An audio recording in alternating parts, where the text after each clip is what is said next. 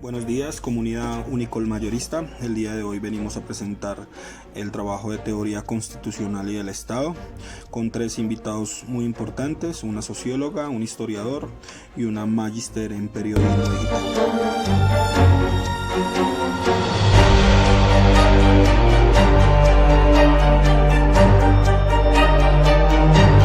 Nuestro tema del día de hoy es Juan Velasco Alvarado, presidente y militar peruano.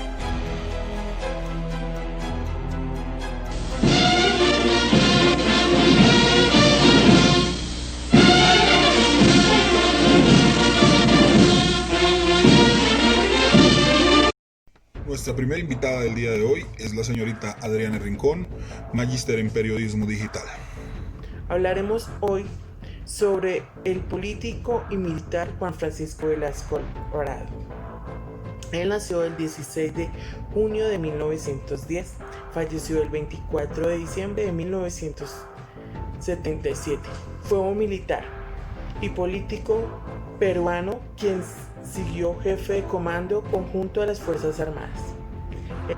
Adriana, cuéntanos un poco más de la vida de este personaje.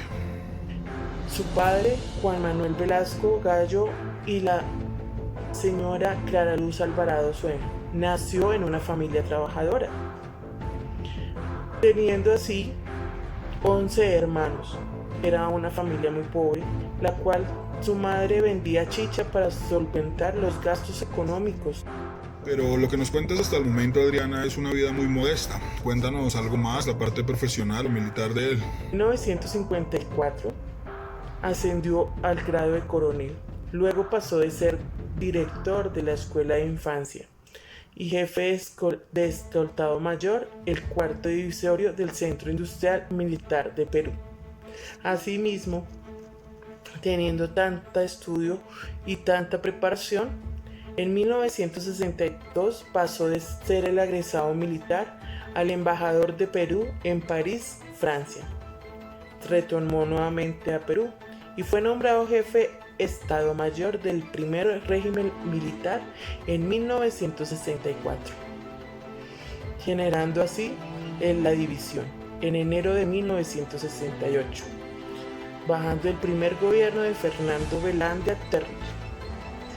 De así pasó el tiempo y en Chincha conoció a la que era su esposa, su gran amor, la señora Consuelo González Pazaro, con la cual tenían 4 hijos.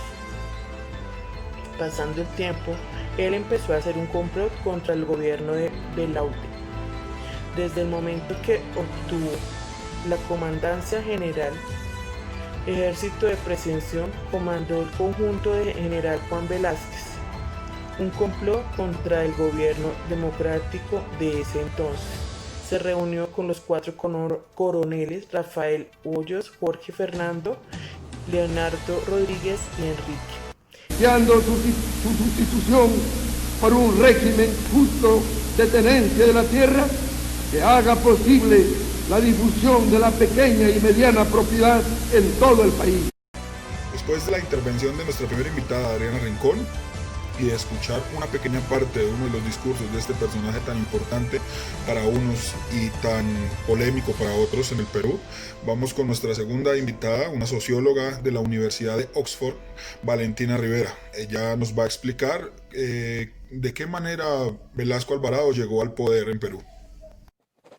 Los comandantes generales del ejército, la marina y la fuerza aérea se constituyeron en junta revolucionaria y designaron al general Juan Velasco Alvarado como presidente de la República de Perú.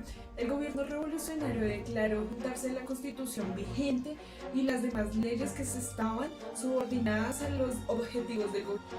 Muy bien, doctora, pero para que todos entendamos o para que nos pongamos en contexto, explíquenos cómo fue el inicio de su gobierno, explíquenos un hecho de impacto en este país.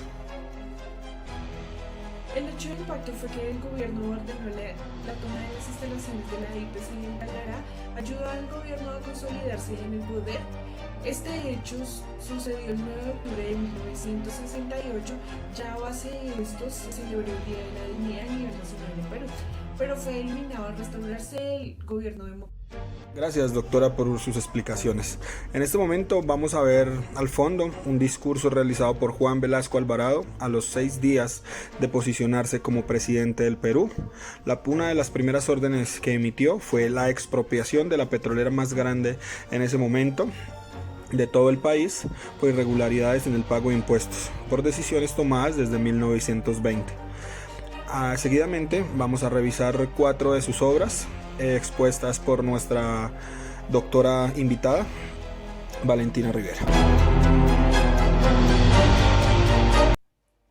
Les hablaré de 4 obras. La primera, nacionalizó los recursos mineros del país. La segunda, se dispuso una reforma agraria en todo el país con el objetivo de poner fin a la oligarquía terrateniente.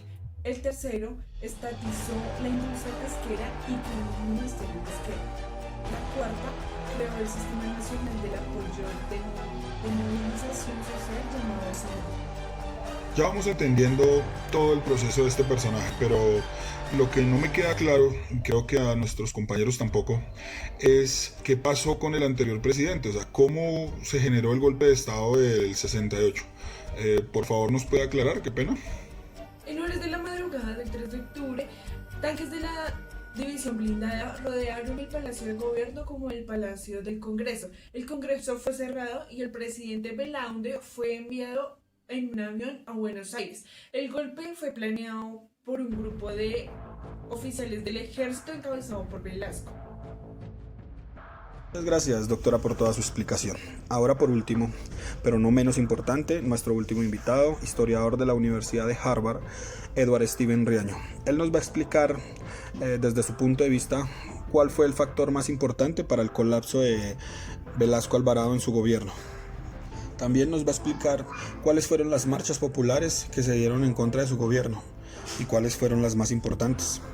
Entonces, doctor Edward Steven, muy buenos días, ¿cómo se encuentra? Y por favor, lo dejo con nuestra audiencia. Creo que el problema más grande que tuvo Velasco fue en la cuestión económica, ya que por ejemplo se presentaron grandes problemas, por ejemplo en las reformas que tuvo el país para cambiar su fisionomía. Multiplicó esto las empresas estatales y su mala administración llevó a que se diera grandes pérdidas. Por ejemplo, en el 73, con el descontento económico, Velasco tuvo problemas de salud graves, cosa que lo llevó a que se amputara la pierna derecha y apartarse del cargo por un tiempo, pero volvió. Obviamente iba a volver con problemas y falencias físicas, y esto extremistas de su gobierno lo aprovecharon para presionarlo y así erradicar, por ejemplo, el socialismo y marxismo. Eso llevó, por ejemplo, a que el 26 y 27 de julio de 1974 se diera con la toma de los diarios de Lima, en cuestiones que todavía estos diarios manejaban su autonomía. Bueno, ya vamos entendiendo por qué colapsó su gobierno, pero ¿nos puede explicar algunas otras causas aparte de su enfermedad y su mal gobierno? Este golpe a la libertad de prensa desencadenó un malestar de la sociedad y los jóvenes se tomaron el estado de Miraflores, salieron a las calles en contra de la dictadura de Velasco. Obviamente el ejército salió y tomó el control, se detuvieron más de 400 jóvenes y al final los programas de propaganda del gobierno empezaron a ridiculizar a estos jóvenes diciéndoles y proclamándolos oligarcas. Con este descontento social, el 1 de febrero de 1975 la Policía Civil de Lima entra en huelga debido a que se quejaban por maltratos internos y bajos sueldos. La última pregunta antes de despedirnos, doctor, ¿nos puede explicar de qué manera sacaron del poder o cómo salió del poder Juan Velasco Alvarado? Así, el 5 de febrero de este mismo año inicia la protesta nacional en contra de la dictadura de Velasco, que se dice fue propaganda del grupo APRA, la CIA y grupos de extrema izquierda.